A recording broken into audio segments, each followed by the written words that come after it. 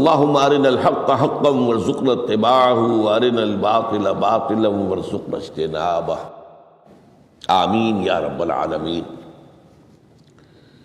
یہ حدیث نمبر 19 40 نبوی کی روح دین کے اعتبار سے ایک بہت ہی اہم مسئلے سے بحث کرتی ہے۔ اس کے راوی ہیں حضرت عبداللہ ابن عباس، جن کی کنیت ہے ابو العباس، یعنی ان کے والد کا نام بھی عباس ہے، ان کے بیٹے کا نام بھی عباس ہے۔ عن ابی العباس عبداللہ ابن عمر ابن عباس رضی اللہ تعالی عنہما۔ تو اس میں چونکہ جیسا کہ میں نے عرض کیا کہ استعانت باللہ،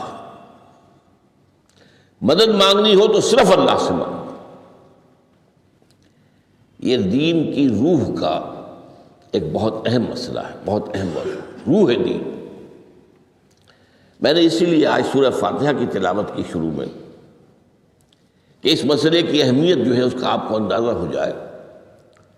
سورہ فاتحہ جو ہماری نماز کا جزو لازم ہے، حدیث نبوی ہے لا صلاۃ لمن لم یقرأ بفاتحۃ الکتاب، سورہ فاتحہ کے بغیر کوئی نماز نہیں، ہر رکعت میں ہم پڑھتے ہیں۔ یا یہ دوسری بات ہے، فقہ حنفی کے مطابق امام پڑھتا ہے اگر جہری انداز میں تو گویا کہ پوری جماعت کی طرف سے ادائیگی ہوئے، لیکن اس پہ اتفاق ہے کہ سورہ فاتحہ ہی اصل نماز ہے۔ اسی لیے ایک حدیث میں جو مسلم شریف میں آئی ہے حضرت ابو ہریرہ سے، سورہ فاتحہ کی تجزیہ کیا گیا ہے مضامین کا، اور وہ حدیث قدسی ہے۔ قسمت الصلاۃ بینی و بین عبدی نصفین، اللہ فرماتا ہے میں نے نماز کو اپنے اور اپنے بندے کے درمیان برابر برابر تقسیم کر دیا۔ بندہ کہتا، اب اس کے بعد ساری تفصیل سورہ فاتحہ کی ہے۔ صلاۃ کہا قسمت الصلاۃ بینی و بین عبدی نصفین، تو ہم تو صلاۃ میں سورہ فاتحہ بھی ہے، پھر اس کے بعد کچھ ہم اور قرآن مجید کی آیتیں پڑھتے ہیں، پھر رکوع بھی ہے، پھر سجود بھی ہے، قیام بھی ہے اور قاعدہ بھی ہے، سب ہے۔ صلاۃ تو منہ کا، لیکن یہ کہ اصل صلاۃ سورہ فاتحہ۔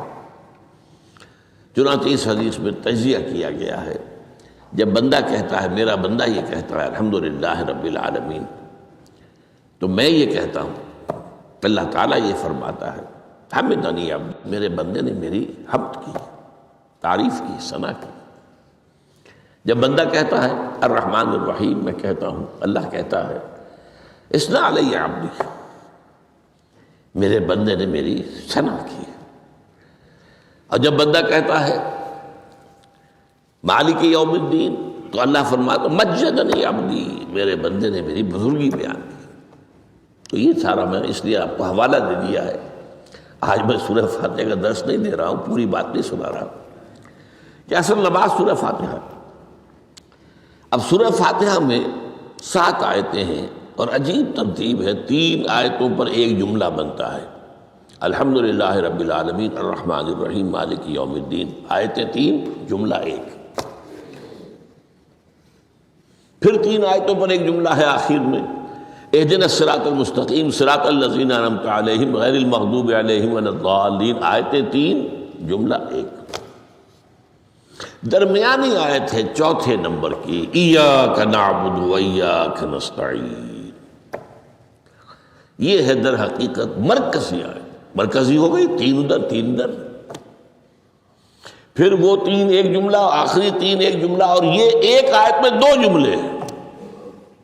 ایاک نعبد بھی مکمل جملہ ہے، و ایاک نستعین بھی مکمل جملہ ہے، اور یہیں پر سورہ فاتحہ کی وہ تقسیم ہوتی ہے آدھی، 3.5 آیتیں ادھر ہیں، الحمدللہ رب العالمین الرحمن الرحیم مالک یوم الدین ایاک نعبد۔ اب واو آ گیا، یہ واو ایسے ہے جیسے کہ آپ ترازو کو پکڑتے ہیں، مٹھ اس کی جو ہے۔ اب 3.5 آیتیں ہیں، وَإِيَّاكَ نَسْتَعِينُ اهْدِنَا الصِّرَاطَ الْمُسْتَقِيمَ صِرَاطَ الَّذِينَ أَنْعَمْتَ عَلَيْهِمْ غَيْرِ الْمَغْضُوبِ عَلَيْهِمْ وَلَا الضَّالِّينَ۔ یہ جو مرکزی آیت ہے،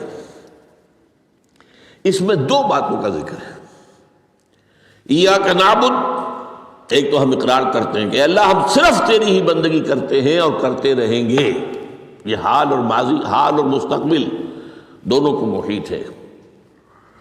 اور دوسرا وَإِيَّاكَ نَسْتَعِينُ، اور صرف تجھ ہی سے مدد مانگتے ہیں اور مانگتے رہیں گے۔ یہ گویا کہ دین کا ایک مرکزی نقطہ ہے، جو صلاۃ کا مرکزی نقطہ ہے وہی در حقیقت دین کا مرکزی نقطہ ہے۔ اب ہم اس پر غور کر چکے ہیں۔ اربعین نبوی کی حدیث نمبر 3 جو ہے وہ اس پر ہے، ایاک نعبد۔ اس میں گفتگو ہو چکی ہے تفصیل سے کہ عبادت کا تصور کیا ہے، جس کے لیے انسان کو پیدا کیا گیا۔ وما خلقت الجن والانس الا لیعبدون، اور تمام رسولوں کی دعوت کا مرکزی نقطہ ان اعبدوا اللہ ما لکم من الہ غیرہ۔ زندگی آمد برائے بندگی، زندگی بے بندگی شرمندگی۔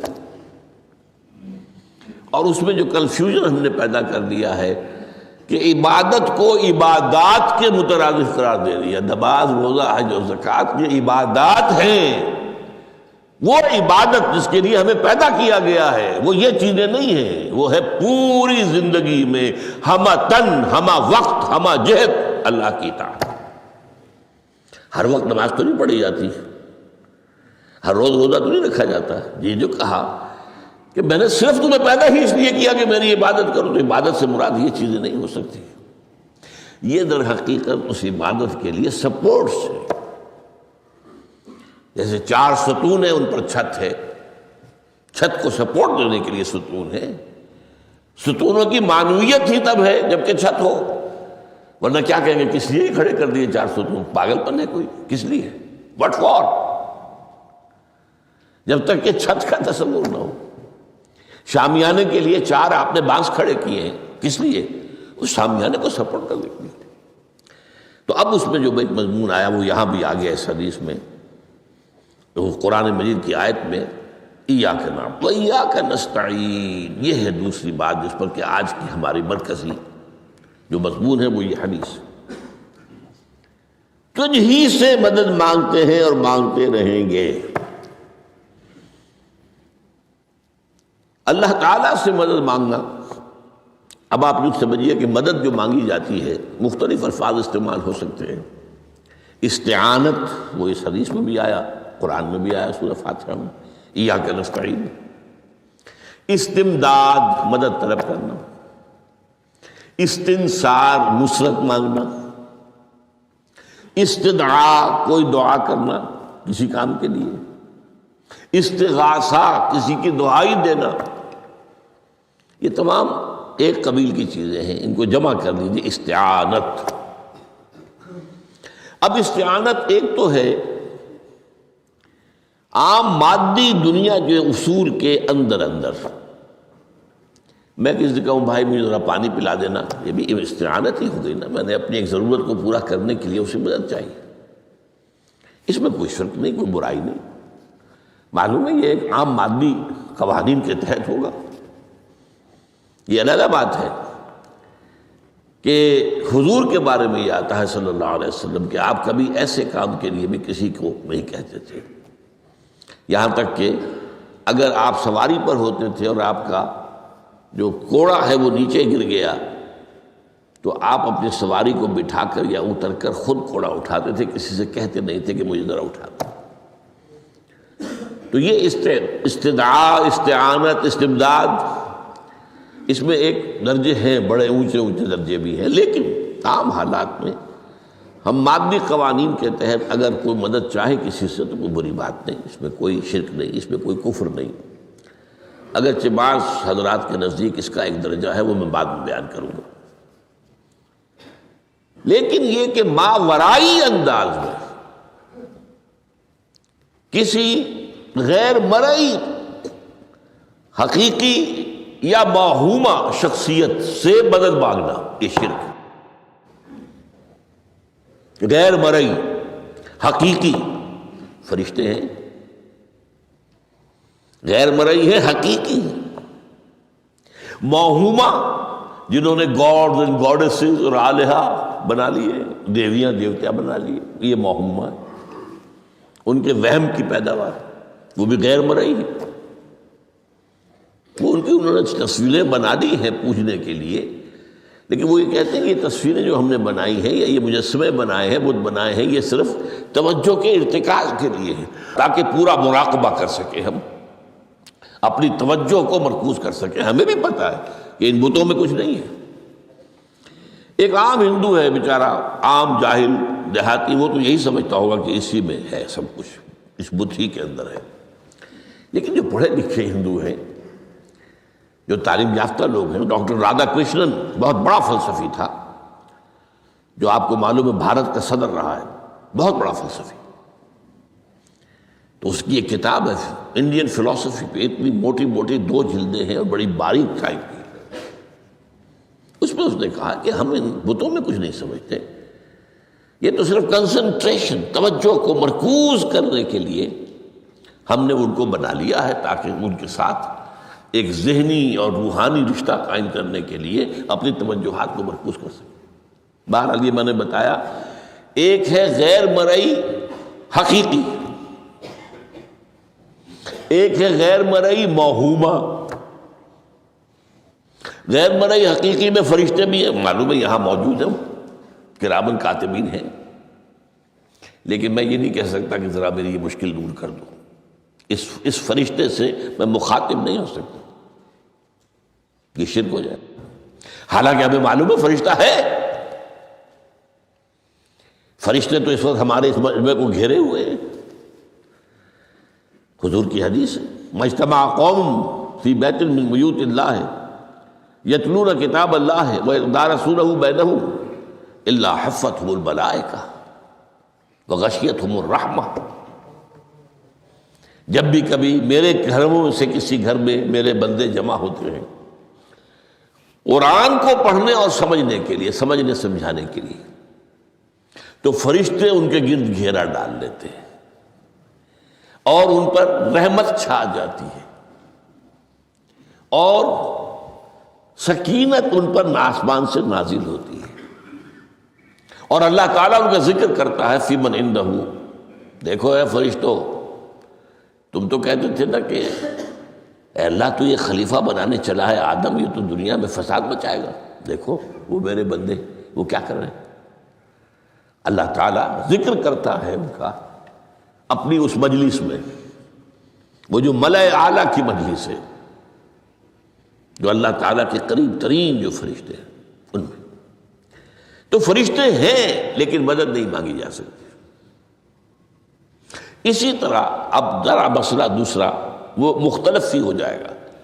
میں نے پہلے وہ بات کی جس میں اختلاف کا امکان ہی، فرشتے تو ہیں، ان پر ہمارا ایمان ہے، اور اصل میں ایمان بالملائکہ ہی کی شکل بگڑی ہے، یہ جو گاڈز اور گاڈیسز بنا لیے گئے ہیں اور دیوی اور دیوتا بنا لیے گئے ہیں اور آلہہ بنا لیے گئے، ملائکہ ہی کی۔ ملائکہ کو اللہ نے ایک ایک کام کے اوپر معمور کیا ہوا ہے، یہ پہاڑوں کا فرشتہ ہے، یہ بارش کا فرشتہ ہے، یہ فلاں کا فرشتہ ہے، انہوں نے انہی کو دیوتا بنا لیا۔ بس غلطی کیا لگی کہ ان کا کوئی اختیار بھی ہے۔ ہمارا ایمان کیا، فرشتوں کا اختیار کوئی نہیں،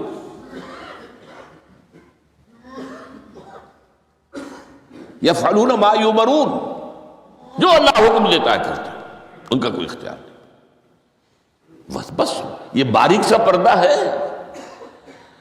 یہی ایمان بالملائکہ بن گیا ہے، دیویوں دیوتاؤں کی شکل اختیار کرنی۔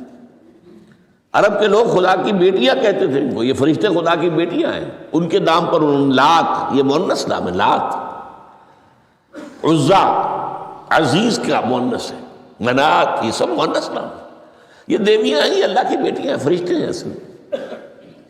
تو میں نے کہا کہ پہلے میں نے بات کی ہے وہ غیر مرئی کہ جو یقینی ہیں، متفق علیہ ہیں، فرشتے ہیں۔ ایک ہے مختلف فی، وہ یہ ہے کہ اولیاء اللہ کی ارواح بھی، ان کو بھی یہ، اگر یہ قول امام الہند شاہ ولی اللہ دہلوی کا نہ ہوتا تو میں کبھی اس کو تسلیم نہ کرتا۔ ان کا قول ہے کہ اللہ تعالیٰ اپنے جو بڑے محبوب بندے ہوتے ہیں ان کے انتقال کے بعد ان کی ارواح کو بھی فرشتوں کے جو درجہ اسفل ہے، سب سے نچلے درجے کے جو فرشتے ہیں، ان میں شامل کر دیتا ہے، اور اللہ کے احکام کی جیسے تنفیذ وہ فرشتے کرتے ہیں وہ بھی کرتے ہیں۔ اب یہ مختلف فی مسئلہ ہو گیا، سب کے نزدیک نہیں ہے ایسا، لیکن یہ کہ بعض کے نزدیک شاہ ولی اللہ کہہ رہے ہیں تو اس کو تو ہم اٹھا کر ردی کی ٹوکری میں تو نہیں پھینک سکتے بات، لیکن ان کو بھی نہیں پکارا جائے گا، وہ ہے، وہ بھی اللہ کی سول سروس کے اندر بھرتی ہو گئے۔ سول سروس ہے نا، اس کے کارڈرز ہیں ہمارے ہاں۔ پٹواری سے آپ چلیں گے تو ریونیو کا محکمہ جو ہے، پٹواری پر گرداور اور گرداور سے گرداور، قانون گو اور اس سے اوپر اور نائب تحصیلدار، یہ چلے گا۔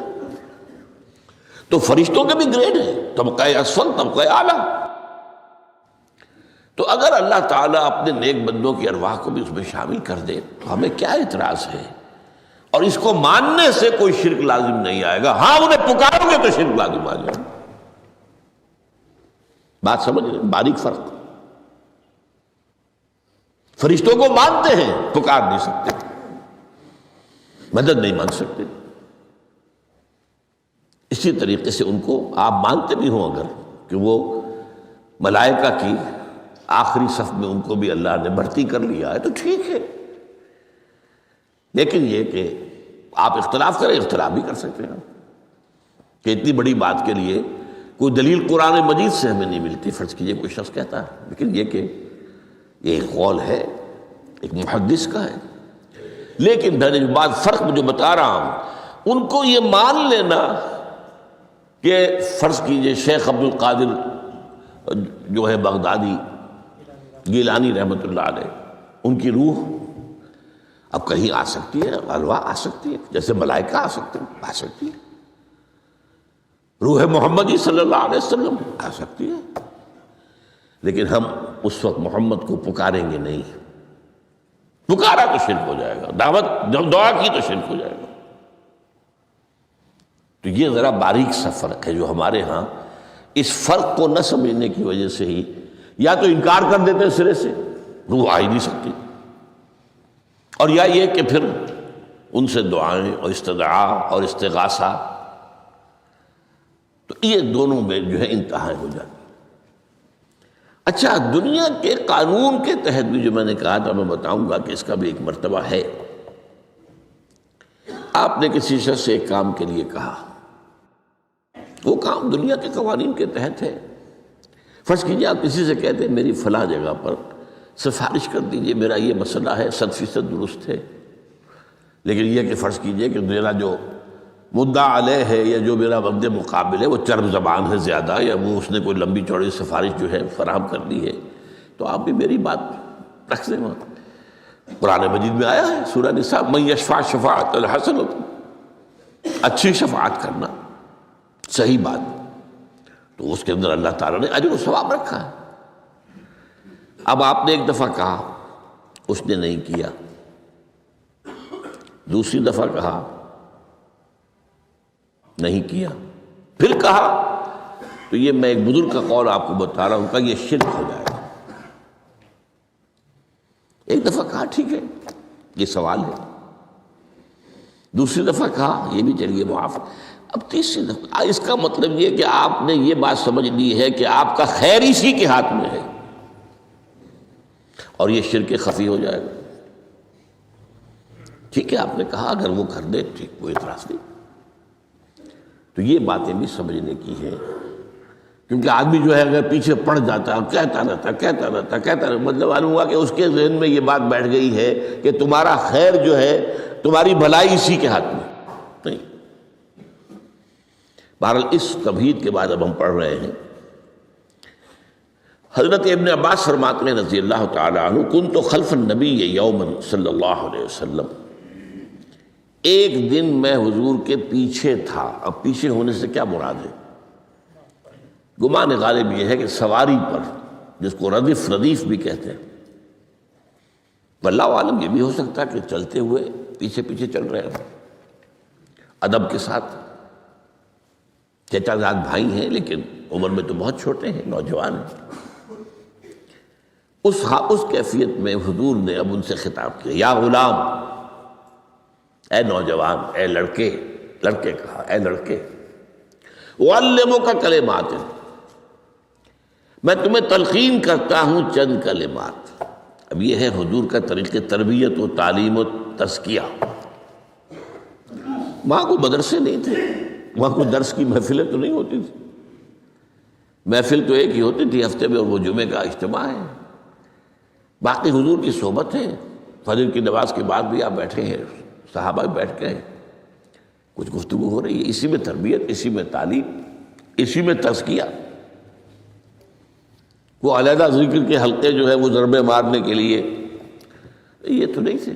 یہ تو بات کی ایجاد ہے. میں تو سب مانتے ہیں کہ یہ بات کی ایجاد ہے، یہ مصنون چیزیں نہیں. بہرحال حضور نے اے لڑکے یا اے بیٹے، جو بھی آپ اس کا ترجمہ کریں، میں تمہیں چند باتیں سکھاتا ہوں. مطلب کیا ہے؟ وَعَلِّمُكَ كَلِمَاتٍ، توجہ سے سنو، غور سے سنو، حفظ جان بنا دو. احفظ اللہ یحفظک، پہلا کلمہ. اللہ کی حفاظت کرو، وہ تمہاری حفاظت کرے گا. اب اس سے مراد کیا ہے؟ عام طور پر سمجھا گیا ہے کہ اللہ کے احکام کی حفاظت کرو، کوئی حکم ٹوٹنے نہ پائے، وہ تمہاری حفاظت کرے گا. اور ایک مفہوم یہ بھی ہو سکتا ہے، اللہ کو اپنے دل میں محفوظ رکھو، اس کی یاد سے اس دل کو، اس خانہ قلب کو خالی نہ ہونے دو. مستحضر رکھو اللہ کو اپنے دل میں، تو اللہ تمہاری حفاظت کرے گا، اللہ تمہیں یاد رکھے گا. اور حدیث قدسی میں یہ الفاظ آئے، میرا بندہ جب مجھے اپنے دل میں یاد کرتا ہے، میں بھی اسے اپنے دل میں یاد کرتا ہوں. جب میرا بندہ کسی محفل میں میرا ذکر کرتا ہے، میں اس سے کہیں بہتر محفل میں اس کا ذکر کرتا ہوں. اللہ کی محفل تو ملائے اعلیٰ کی ہے، ملائکہ مقربین کی ہے. وہ جو امیر خسرو کا شعر ہے، وہ پتہ نہیں کس کیفیت میں انہوں نے کہا ہے، خدا خود میر محفل بود اندر لا مکان خسرو، محمد شمع محفل بود شب جائے کہ من بودم. اے خسرو، رات میں جہاں تھا، وہ رات کوئی کیفیت تھی جو گزری ہے، وہ ایک لا مکان کی محفل تھی. اب مکان نہیں ہے، لا مکان ہے، مادی نہیں ہے. وہ اس کی محفل میں میر محفل اللہ تھا اور شمع محفل محمد تھے صلی اللہ علیہ وسلم. خدا خود میر محفل بود اندر لا مکان خسرو، محمد شمع محفل بود شب جائے کہ من بودم. بہرحال اللہ کو تم اپنے دل میں مستحضر رکھو، اللہ تعالیٰ تمہیں بھی یاد رکھے گا. دوبارہ فرمایا احفظ اللہ تجدہ امامک تجاہک، اللہ کو یاد رکھو تو اپنے سامنے موجود پاؤ گے. جب چاہو دعا کرو. وہ جو کہا ہے کہ دل میں ہے، جب چاہو مخاطب ہو جاؤ. دل کے آئینے میں ہے تصویر یاد، جب ذرا گردن جھکائی دیکھ لی، کہیں دور تو نہیں. نحن اقرب الیہ من حبل الورید. تمہارے دل میں اللہ ہے تو کہاں جا رہے ہیں اس کو ڈھونڈنے کے لیے؟ اپنے دل میں. وہ جو بے دل نے کہا ہے، ستم است گر ہوست کا شبد کہ بے سیر سر وہ سمندرا، تجھے غنچہ کم نہ دمیدہ در دل کشا بچمندرا.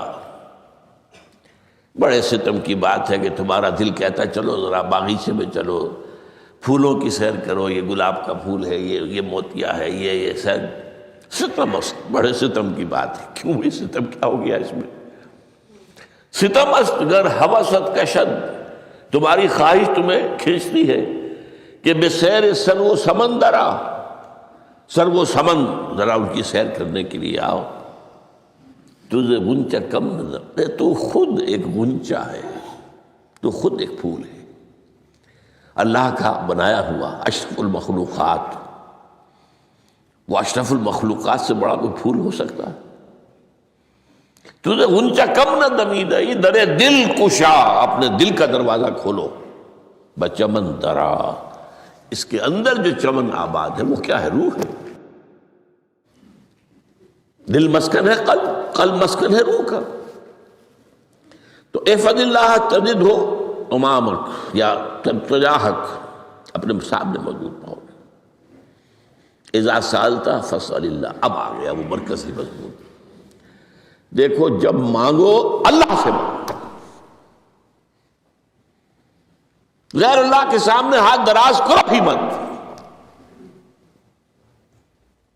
ایک حدیث میں آتا، یعنی حرام نہیں ہے، دنیاوی قواعد اصول قوانین کے تحت کسی سے مدد چاہنا، کوئی سوال کرنا حرام نہیں ہے. وہ تو میں نے کہا کہ اس پر اصرار آپ کریں گے تو اس میں بو پیدا ہو جائے گی، بدبو پیدا ہو جائے گی شرک کی. لیکن آپ سوال کریں، مدد لیں، اسی پر دنیا قائم ہے، ایک دوسرے کے ساتھ تعاون کے ساتھ. لیکن اونچا مقام کیا ہے؟ کسی سے سوال مت کرو سوائے اللہ کے. یہاں تک کہ جوتے باندھنے کا تسمہ تمہیں درکار ہے تو بھی کسی سے مت مانگو، اللہ سے مانگو. کیا پتہ اللہ کس کے دل میں ڈال دے اور وہ آ کے تمہیں تسمہ پیش کر دے. ہوتا ہے ایسا، بسا اوقات ہوتا. جو اللہ کے ساتھ لو لگا کر رکھنے والے ہیں ان کے تو ایسے واقعات ہوتے ہیں کہ دل میں ایک بات آئی اور اس کے بعد وہی بات جو ہے وہ کوئی شخص آ گیا اور اس نے وہ بات پوری کر دی. کیونکہ لوگوں کے دل جو ہے وہ تو اللہ کے دو انگلیوں کے مابین جسے چاہتا پھیر دیتا ہے. کیا پتہ اللہ کسی فرشتے کو انسانی شکل میں بھیج دے. آتا ہے فرشتہ، آتا ہے انسانی شکل میں آتا ہے، آپ کی تکلیف کو رفع کر دے، آپ کی ضرورت کو پورا کر دے. اسی سے مانگو، کسی اور سے مت مانگو. یہ ہے توحید کا لب لباب. یوں سمجھیے اسلام کی جڑ کیا ہے؟ ایمان. اسلام کا جو خارجی نظام عمل ہے، انفرادی اعمال ہو اجتماعی ہو، ان سب کی روح رواں کیا ہے؟ ایمان. ٹھیک، ایک بات ہو گئی. ایمان کا خلاصہ لب لباب کیا ہے؟ ایمان باللہ. جیسے ایمان بالآخرہ بھی ہے، ایمان بالملائکہ ہے، ایمان بالانبیاء ہے، ایمان بالرسل ہے، ایمان بالکتب ہے، ایمان بالقلب ہے. لیکن اصل ایمان، اسی لیے ایمان مجمل میں آپ کو معلوم ہے کسی اور چیز کا ذکر نہیں. آمنت باللہ کما ہوا باسمائہ وصفاتہ وقبلت جمیع احکامہ اقرار باللسان وتصدیق بالقلب. یہ ایمان مجمل ہے، اجمالی طور پر ایمان اس کا نام ہے. ہاں مفصل تفصیلی طور پر آمنت باللہ وملائکتہ وکتبہ ورسلہ والیوم الآخر والقدر خیرہ وشرہ من اللہ تعالی والبعث بعد الموت. تو اسلام کی جڑ ایمان، اور اسلام کا سارا جو نظام عمل ہے، چاہے انفرادی اعمال ہو چاہے اجتماعی، ان سب کی روح رواں ایمان. اور ایمان کا خلاصہ ایمان باللہ. اور ایمان باللہ کا اصل حاصل وہ ہے جو اس حدیث میں آ رہا. اس کے دو ہیں تقاضے: عبادت صرف اسی کی، استعانت صرف اسی سے. اس لیے میں نے سورہ فاتحہ کا تذکرہ شروع میں کیا. یہ عبادت کا جوہر ہے، عبادت کا جو ہے یہ ایمان کا حاصل. عبادت صرف اس کی ہے اور استعانت صرف اس سے. استعانت ہی میں سوال بھی آ گیا، یہ بھی مدد ہے. آپ کسی سے کچھ مدد مالی چاہ رہے ہیں یا کوئی اور مدد چاہتے ہیں، کسی کام میں مدد چاہتے ہیں، جیسے میں نے کہا تھا کہیں سفارش کرانا چاہتے ہیں، یہ بھی مدد ہے. وَإِذَا اسْتَعَنْتَ فَاسْتَعِنْ بِاللَّهِ. اور جب مدد مانگو صرف اللہ سے مانگو. اور وہ سارے الفاظ یاد کر لیجیے: استدعاء، استعانت، استغاثہ. یہ جو غوث اعظم سے استغاثہ کیا جاتا ہے یہ تو شرک ہے. استغاثہ اللہ سے، دعائی اللہ کی.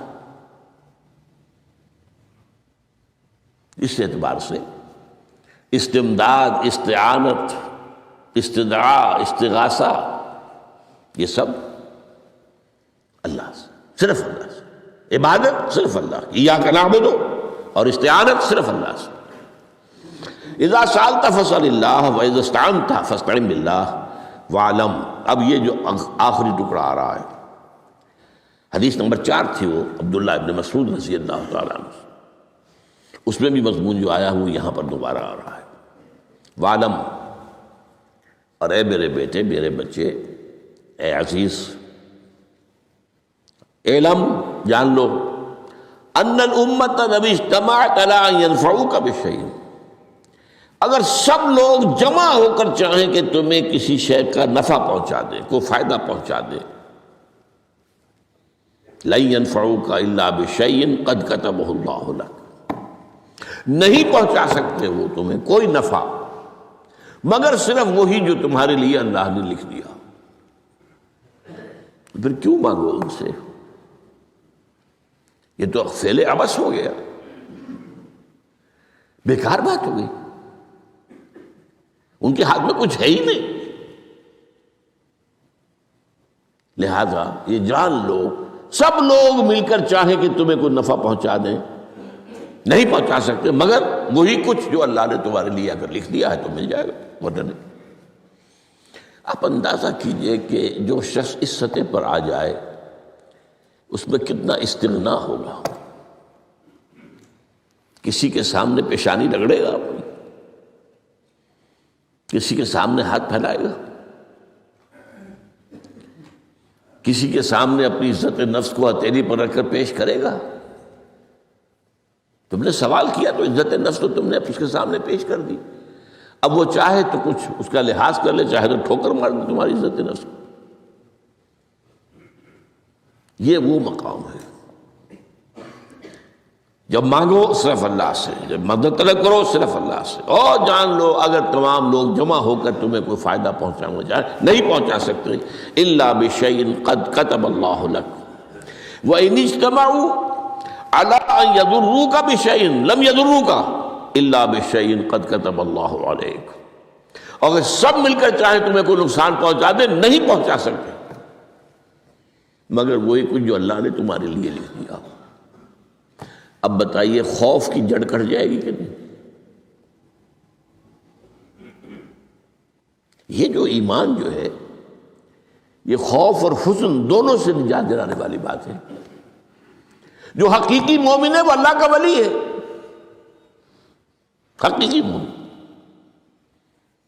وہ اللہ کا ولی ہے، اور الا ان اولیاء اللہ لا خوف علیہم ولا هم يحزنون، یہ اولیاء اللہ کو علیحدہ مخلوق نہیں ہے، کوئی ان کے سر پہ سینگ نہیں ہوتے، انسان ہی ہوتے ہیں، لیکن حقیقی معنی میں مومن ان اعتبارات سے جو آج ہم پڑھ رہے ہیں، ایمان اس درجے کا پہنچ گیا تو وہ اللہ کا ولی ہے۔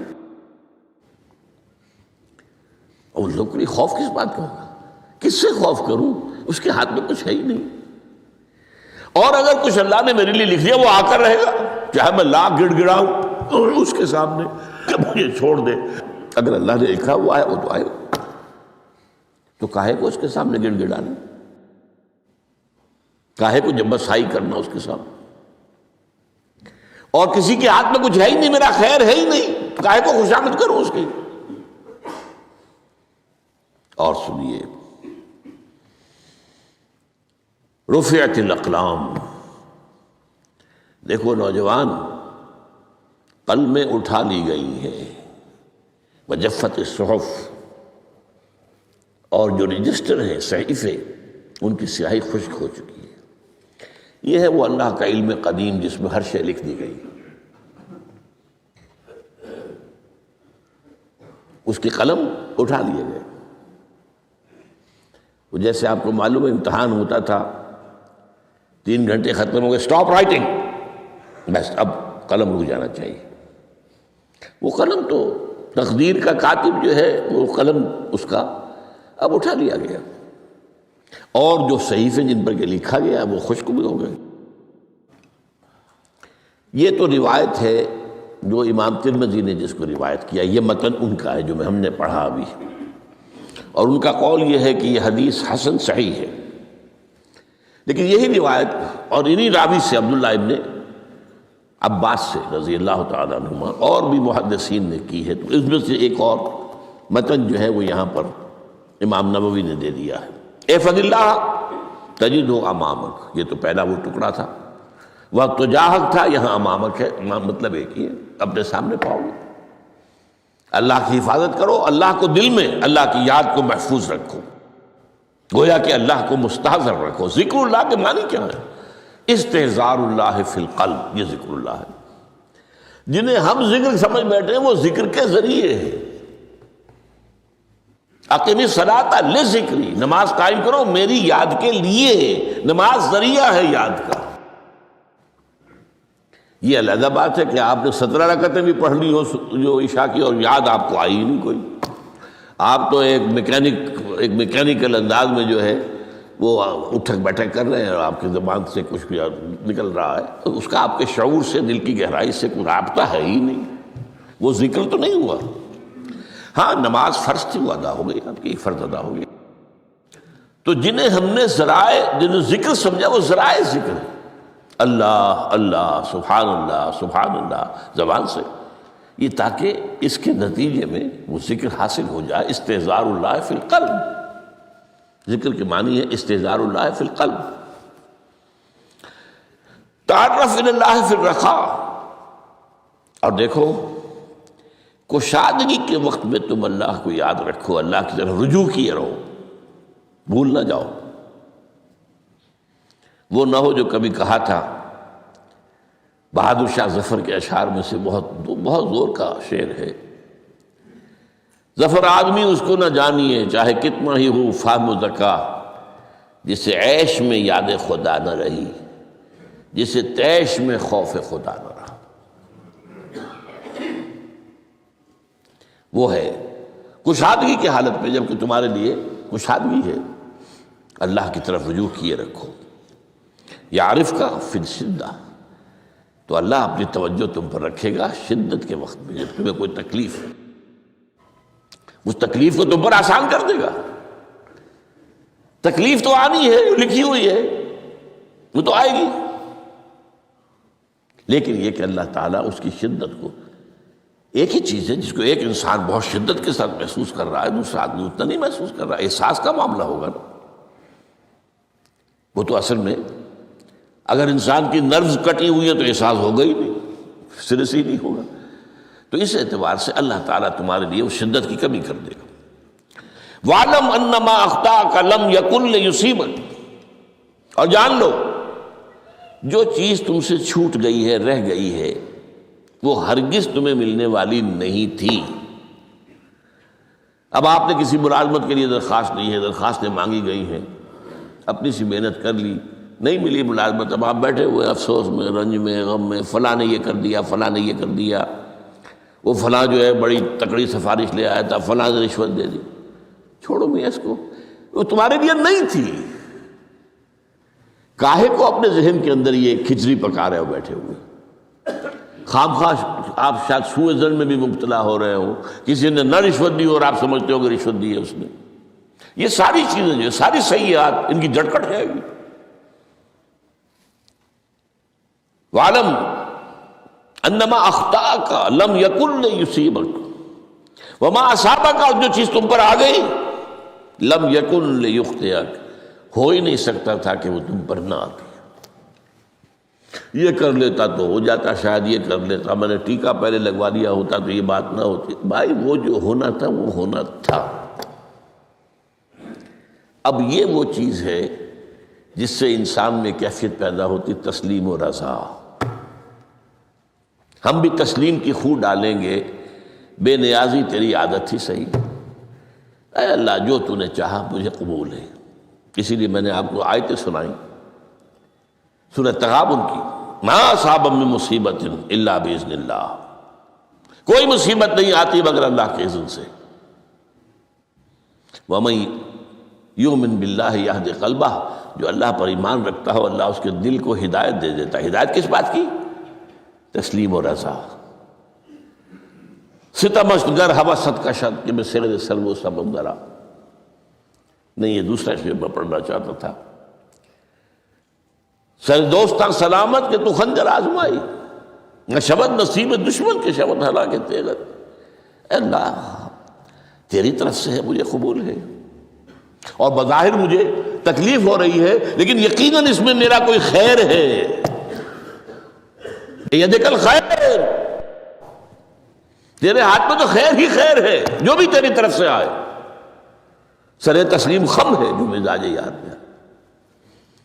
اور یہ مضمون جو ہے زیادہ بڑے پیمانے پر سورہ حدید میں آیا ہے، ما اصاب من مصیبت فی الارض ولا فی انفسکم الا فی کتاب من قبل ان نبرأہا، کوئی مصیبت نہیں آتی نہ تمہاری جانوں میں نہ زمین میں زلزلہ آ جانا، سیلاب آ جانا، کچھ اور زمین کا دھنس جانا، یا یہ ہے کہ تمہاری جانوں میں کوئی بخار ہو گیا، کوئی اور تکلیف ہو گئی، اچانک معلوم ہوا کہ صاحب جو کینسر ہے، اور کینسر بھی اب 3rd سٹیج کو پہنچ چکا ہے، لیکن جو بھی آیا ہے وہ اللہ کے علم قدیم کی کتاب میں پہلے سے لکھا ہوا ہے، فی کتاب من قبل ان نبرأہا، یہ کتاب میں درج ہے اس سے پہلے کہ ہم اسے ظاہر کریں۔ اس کا نتیجہ کیا نکلنا چاہیے؟ لیکن لا تاسوا علی ما فاتکم ولا تفرحوا بما آتاکم، افسوس نہ کیا کرو جو تم سے جاتا رہے، چھوٹ جائے، کوئی عزیز فوت ہو گیا، کوئی موقع ہاتھ سے نکل گیا، ارے بھائی میں چوک گیا، بڑا موقع تھا، اب اس پر افسوس کر رہے ہیں، نہیں، جو چیز لیکن لا تاسوا علی ما فاتک ولا تفرحوا بما آتاک، جو اللہ تمہیں دے دے اس پر اتراؤ مت۔ وما اصابک لم یکن لیخطئک واعلم ان النصر مع الصبر، اور جان لو اللہ کی مدد صبر کے ساتھ آتی ہے، جو آئے اس کی طرف سے جھیلو، زبان پر کلمہ شکوہ اور شکایت نہ آئے، اللہ سے شکایت نہ آئے، تسلیم و رضا، جو تیری رضا ہے۔ تیری صحت ہمیں منظور ہے، لیکن اس کو مولانا محمد علی جوہر ایک مرتبہ جیل میں گئے، ایک بیٹی بیمار ہوئی، فوت ہو گئی، اس کے بعد دوسری مرتبہ پھر جیل میں گئے، دوسری بیٹی کو وہی بیماری ہوئی، جیل میں اطلاع ملی کہ بیٹی کو یہ بیماری ہو گئی ہے، تو خط لکھا اشعار کی شکل میں، اس کا آخری شعر یہ ہے، تیری صحت ہمیں منظور ہے لیکن اس کو نہیں منظور تو پھر ہم کو بھی منظور نہیں، ہم تو چاہتے ہیں میں بیٹی کے تجھے شفا ہو جائے، اسے منظور نہیں تو پھر ہمیں بھی منظور۔ وَاعْلَمْ أَنَّ النَّصْرَ مَعَ الصَّبْرِ وَأَنَّ الْفَرَجَ مَعَ الْكَرْبِ، فرج، فراخی، کھل جانا کسی چیز کا، یہ ہے کرب کے ساتھ، تکلیف کے ساتھ، تکلیف ہوتی ہے ساتھ۔ اللہ نے قانون بنایا ہے دنیا کا، اب آپ اندازہ کیجئے بچے کی ولادت میں ماں کو کتنی تکلیف اٹھانی پڑتی ہے۔ آج کل تو فیشن ہو گیا ہے، سیدھے سیدھے جاؤ، آپریشن کراؤ، تکلیف سے بچ جاؤ، لیکن یہ ہے کہ یہ بھی آپ کے علم میں ہوگا، وہ ساری تکلیف جیسے ہی بچے کو لا کر ماں کے برابر لٹایا ہے، ساری تکلیف ختم، پھر جو راحت اس سے میسر آتی ہے۔